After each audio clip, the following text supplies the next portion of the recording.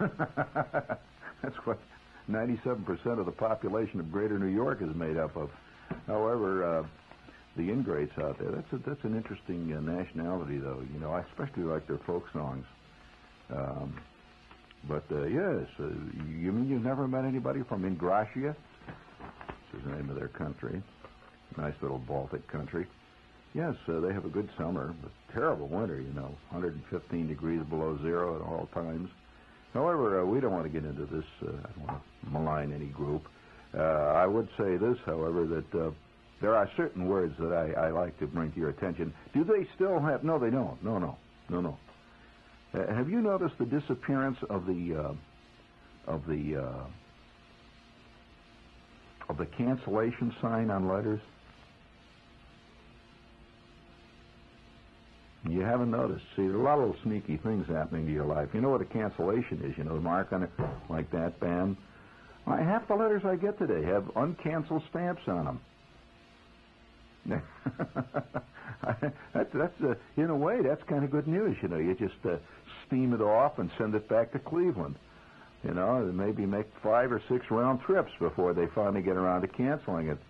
But I've seen many. And another thing, too, do you remember the cancellation, the little cancellation marks, the postmarks, that would say Rabbit Hash, Kentucky, 4 p.m., that kind of stuff? They don't have that anymore, do they? You don't know where a letter comes from any longer. You know, most letters that I get today have some kind of little ad on them. Like it says, color TV is better for you. You know, something like says, buy our ham hocks. It's stamped like that. In fact, I'm thinking of getting an automatic stamp, a cancellation stamp, you know, the kind that has a little promo for yourself on it, you know. Art Pompeian is really a terrific person. It says on it, you know, a little picture, a little bas-relief. Underneath it, it says, our benefactor. Sure, why not? This is the age of the total ego, for crying out loud. You might as well buy a 1-minute spot on the air. Tell people how great you are.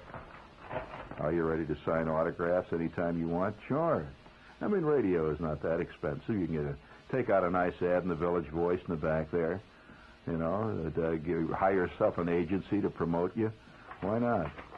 I mean, they promote pickles and dried snails and bad automobiles. Why not you? Heaven's sakes, this is an age when you got to promote yourself. And before we go any further, I would like to point out that tonight's program is not necessarily in good taste, as so much of our life is these days. I'd like to say that it is, but it really isn't. I'm not apologizing for it. After all, I'm merely a child of our time, and as such, I'm a child of our time. One does not. Have you noticed how many announcers have trouble on TV commercials saying the word 20? Just watch it sometimes. They say 20. 20 is constantly. Anita Bryant, is that her name? Anita Bryant, that very loud singer that keeps talking about orange juice. She calls it orange juice. What she also does is say 100. That's one of her little things, 100. Yes, hundreds of people, often 20 or more, will buy orange juice. Oh, well, 6 of one, half a dozen of the other. You got to learn to blow your own horn. You really do, friend. And the problem with most people is that they ain't got no horn to blow. You've been told over the years to blow it. It turns out you don't have any. But here's a guy. Let's hear a little horn blowing here. It's a typical friend of mine sitting at the bar at the OPC, the Overseas Press Club, blowing his own horn. This is, incidentally, a symbolic recording of a casual bar conversation of 3 ad men sitting around blowing their own horns. They're talking about how great things are, DVD&O, Y&R, J&L, LBD&Q, the L&M, the Rock Island Road, any place. It's great. Things are great. Fantastic account. Come on, sing it out, boys. Hold it.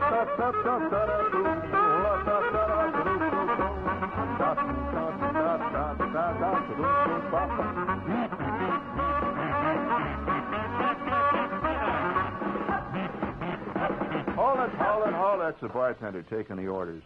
Hold it there. See what you do to me every time I work with you, Art. It goes to hell quick. It's looking into your foggy eyes that does it, Art. It does. It's that Fu Manchu mustache. And by the way, that is not a Fu Manchu mustache. And there has never been yet, to my knowledge, a true Fu Manchu mustache that has been worn popularly. The only reason that people think this is so, that there is a Fu Manchu, is they don't know what a Fu Manchu mustache is. They think any mustache that droops is a Fu Manchu mustache. Not so. A Fu Manchu mustache is a very difficult thing to grow. I might also add, it's a difficult thing to get away with once you've grown it. You know what a Fu Manchu mustache is? It is a mustache that is, first of all, it's very thin, almost razor thin. Maybe it consists only of about, I'd say 6 or 7 hairs on each side, period. Like 2 halves of a mustache.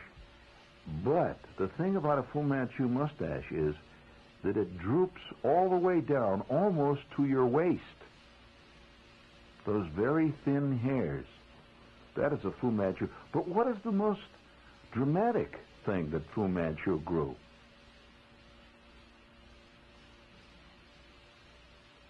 And wait till this takes off in this town. That's going to be something, boy. Well, Fu Manchu not only had that fantastic mustache that hung almost down to his waist. By the way, he wore a dark green brocaded symbolic robe or kimono type robe, Chinese with the high collar, but it was dark green and it had symbolic forms, calligraphic forms brocaded into it in rare metals. This is the way Fu lived. Some of the metals were reputed to be rare forms of radium. How do you like that, boy? And as Fu Manchu sat on his throne, the first thing that struck the visitors to Fu Manchu's inner sanctum was one, he had these incredibly high cheekbones, but he had skin that was like ancient, aged, very ancient, weathered, magnificent parchment. He was ageless. Fu Manchu could very well have been 1,000 years old. What was there about his eyes? He had something very spectacular about his eyes. Don't say they were slanted and narrow. No. What were the first things you noticed about his eyes? Well, I'll tell you what they were. He had curious irises. His eyes had the same kind of irises that a snake's eyes have. You know what? They'd close vertically like this, and a film would go over his eye. What do they call that? Come on. There's a term in biology where certain types of creatures, snakes, usually cold-blooded creatures, have this film that goes over the eye. He had that. How's that for a parlor trick, man? You try that down at the Chock full of nuts on the waitress, and I'll tell you, the film comes over your eye, and that you finger your fool. That's right. Now, what else did he have, though? Even more importantly, what was the first? That's correct. Art knows. He had 5, 7, 8, 9, 10-inch long fingernails that were so long that they curled in the ancient Mandarin fashion. Now, why was this so? What was the Mandarin fashion about this? Well, because this showed that he was a member of the truly upper class who did not do any form of manual labor. You could not do any form of manual labor and have these long, curling, magnificent fingernails that curled and looped. Oh, wow. Hey, can you imagine showing up at the agency after you've taken your 3-week vacation? You got this fantastic bunch of your long, curling fingernails. Then that would show that you're truly an executive.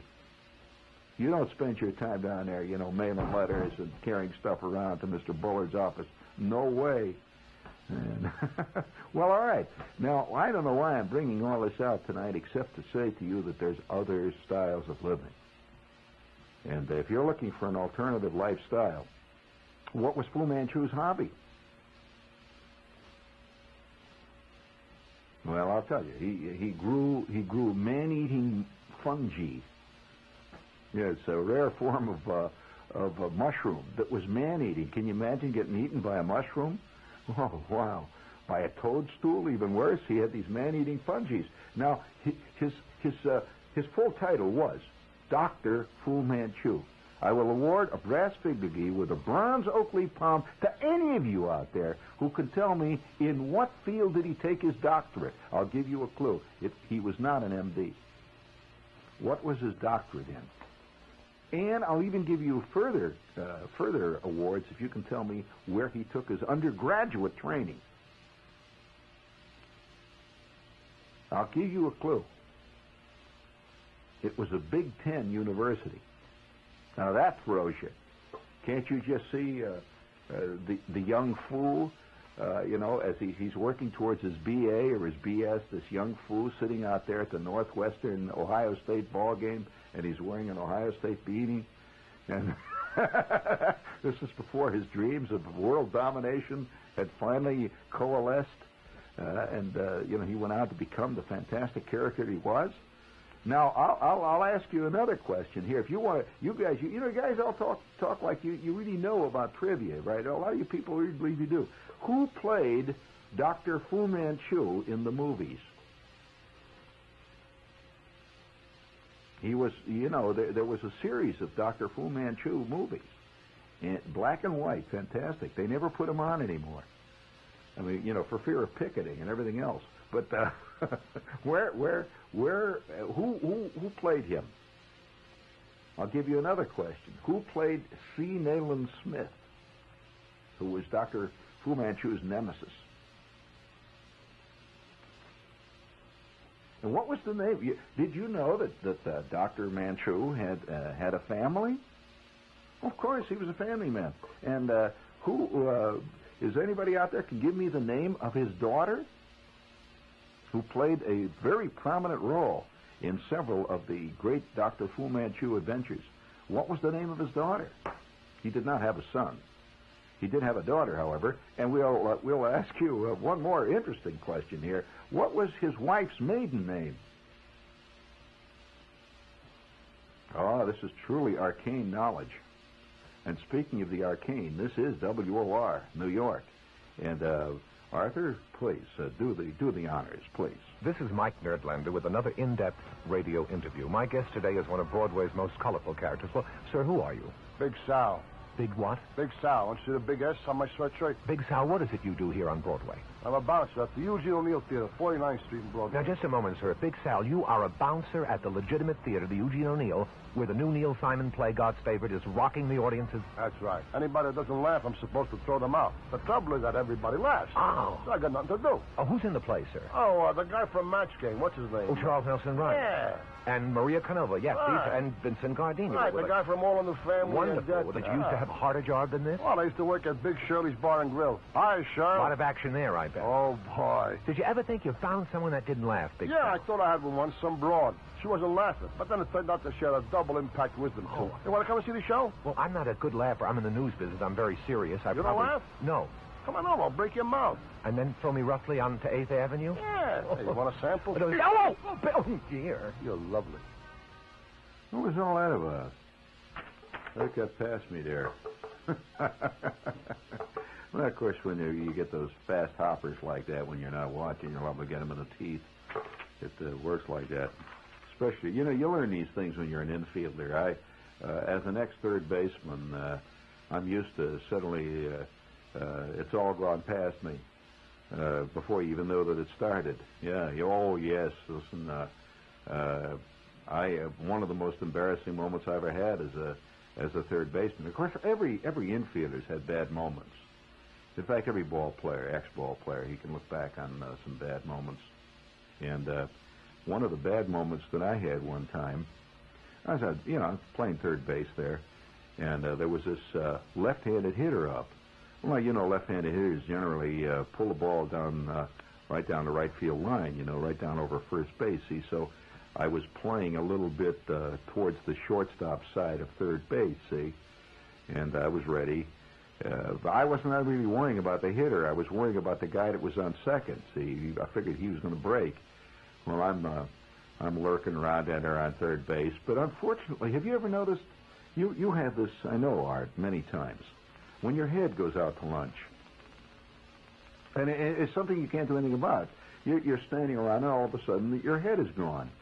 Your feet are still there, you know, and your ears are still walking around, but your head is gone. You ever had that situation?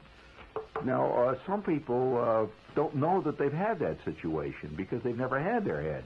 There's a lot of people whose head has never even started.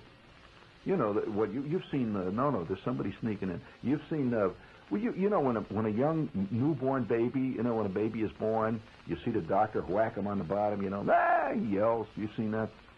Okay. Well, not everything starts. Sometimes the heart starts, and the lungs start going.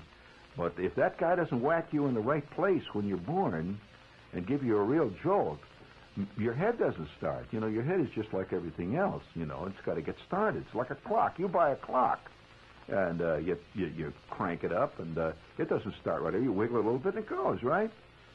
Well, you could just as well crank this damn thing up, and it never starts, right? Well, there's lots of people that I know whose head never started. So they wouldn't know when their head is out to lunch. You know, they just don't know. They figure everybody's got that Venetian blind stuck in their mind with the fog coming in all the time.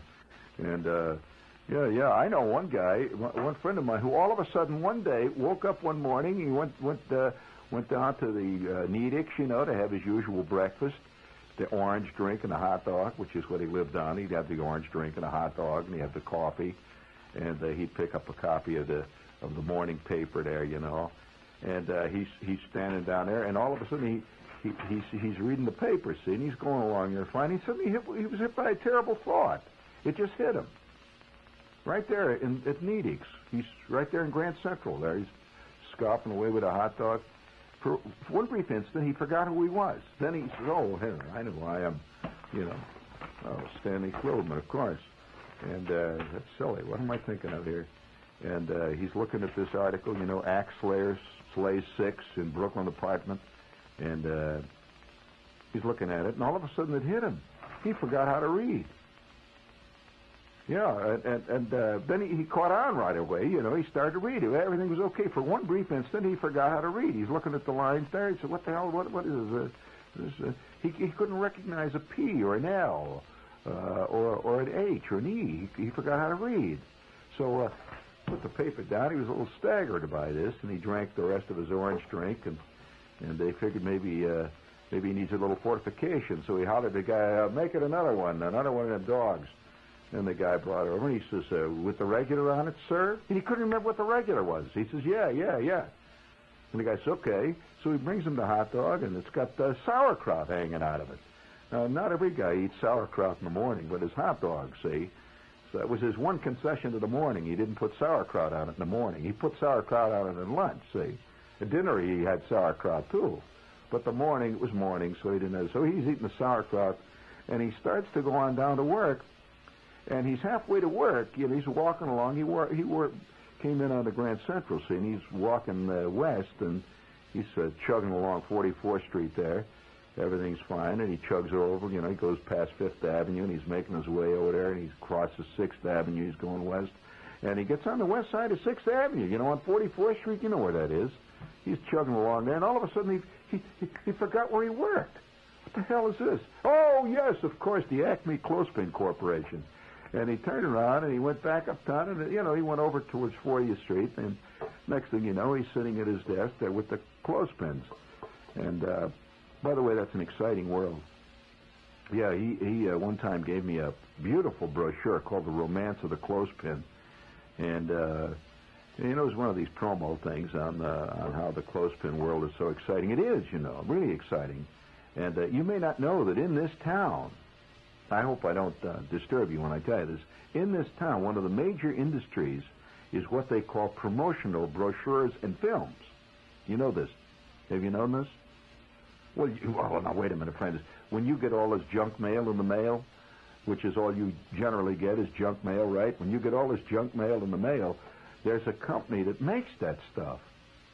I mean, it has nothing to do with the company they're advertising. It's called junk mail. You know, it's this, the romance of a coin collection. You've gotten that one, haven't you? Of course you have. Yes, a special set of Benjamin Franklin commemorative coins have been struck.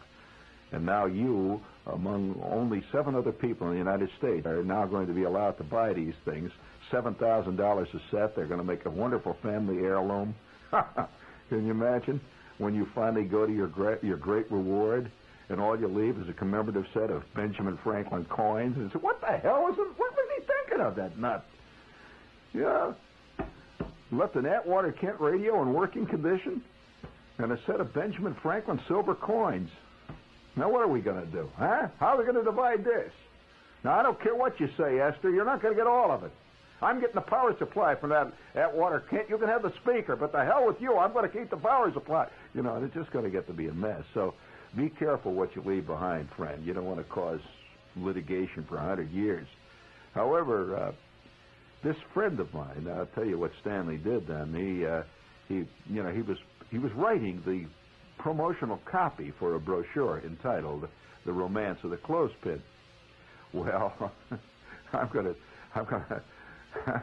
confess something to you, that at times when I first came to this town, I lent my talents on several occasions due to lack of scratch.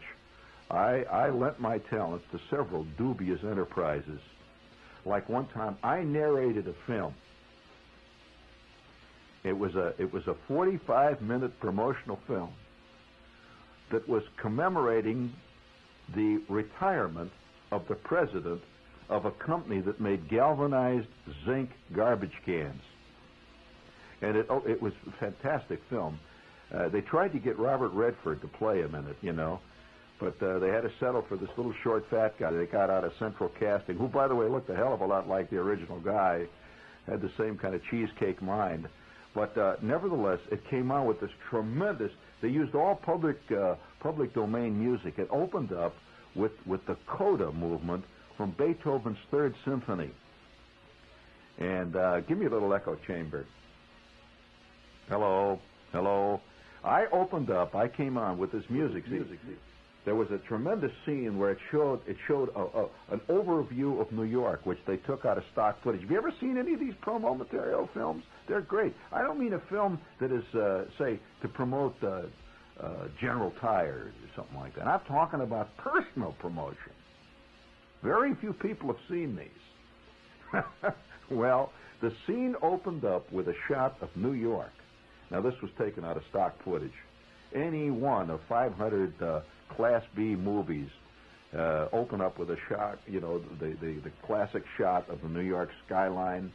And behind this was the sound of the coda, the second movement of Beethoven's Third Symphony. Boy, you figured at least, you know, we're going to see the saga of the early Dutch settlers coming to New York, something like that, see.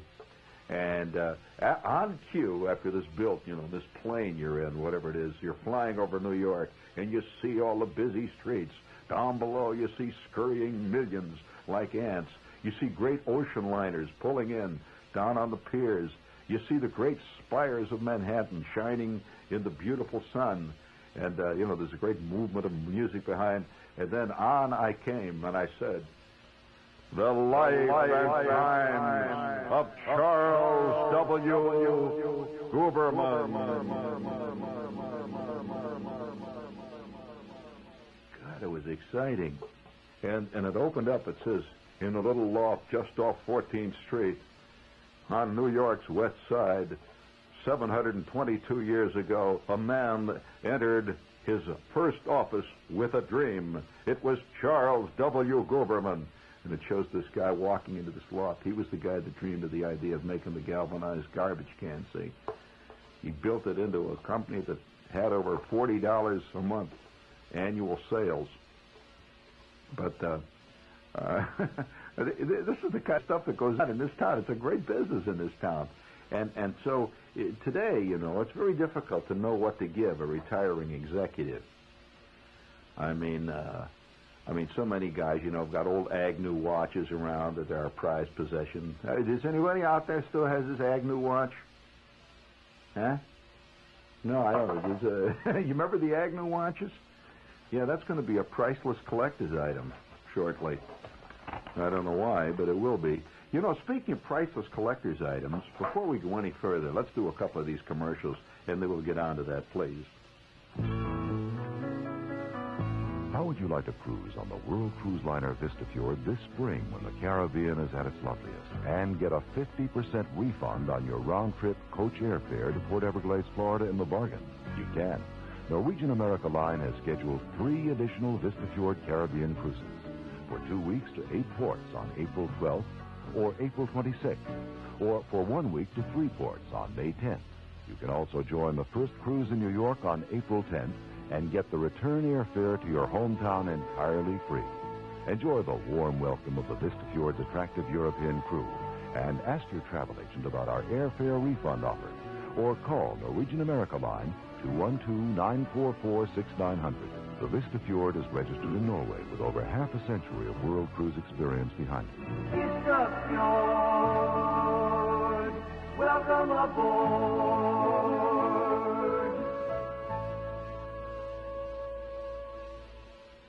We're sure at Shopwell. Have we got a beef? Sure, we've got a beef of the tender, tasty, juicy beef Shopwell's so famous for. Shopwell's fantastic quality-fed beef. Sirloin steaks, shells of beef, chuck steak, rib roast, fresh ground beef, even filet mignon. All your favorite cuts, all USDA choice beef, and all priced to help you get more while you spend less at Shopwell. You're going to love Shopwell's beef. Am I sure? You can count on it. Shopwell's unconditional guarantee guarantees it. We're sure. Hey, Niblets Colonel Corn, 12-ounce can, 3 for $1. You remember the old Colonel, don't you? Sure, he's a great guy.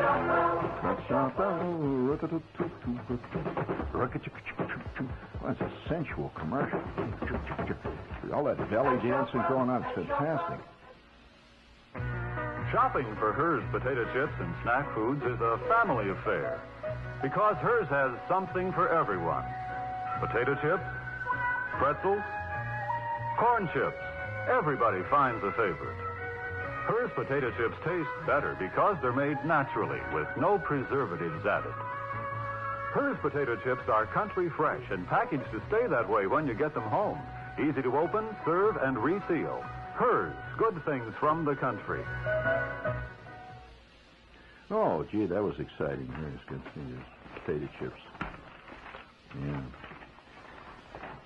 Do you know that you can now get potato chip ice cream? People are so freaked out on potato chips. Yeah, there's a whole potato chip cult. Well, you're one of them, right? You can get whatever happened to the popcorn cult that was going around here? Still going? Well, friends, it's March, which means that it's time for everybody to stop thinking winter gray and start turning our city green. So this week, New York Magazine devotes almost an entire issue to its annual city gardening guide. And, they tell you how to do all these great things, like grow begonias, orchids, African violets, cacti, or ferns. Listen, with the way it's going, what they ought to do is start giving you instructions on how to grow carrots, right? I mean, man, who can eat a begonia? Unless you're a chic East Side limousine liberal, you probably can have begonia soup, a little cacti salad. But nevertheless, this is the issue that they're pushing right now. It's their new spring gardening issue. Help turn our city from gray to green, and maybe make some green for yourself. Turn a little buck, Well, if you grow the right things, you can turn a buck. But look out, you're liable to get busted, too. But, you have to take it. Nothing comes easy, friend. No, sir. All right. Speaking of paying, you're paying. Hit it. That's right. 1, 2, 3, 4. It's a Did you hear that? Union of all good things. Grand Union. for crying out loud. Grand Union this We're spring. getting the cues and everything on this spot. Spring is such a good thing. Oh, yes, it's Grand Union. Of all Did you hear that? Grand Union. All right, let's take it back to number 14. Come on, let's hit it better. You guys. We had no here.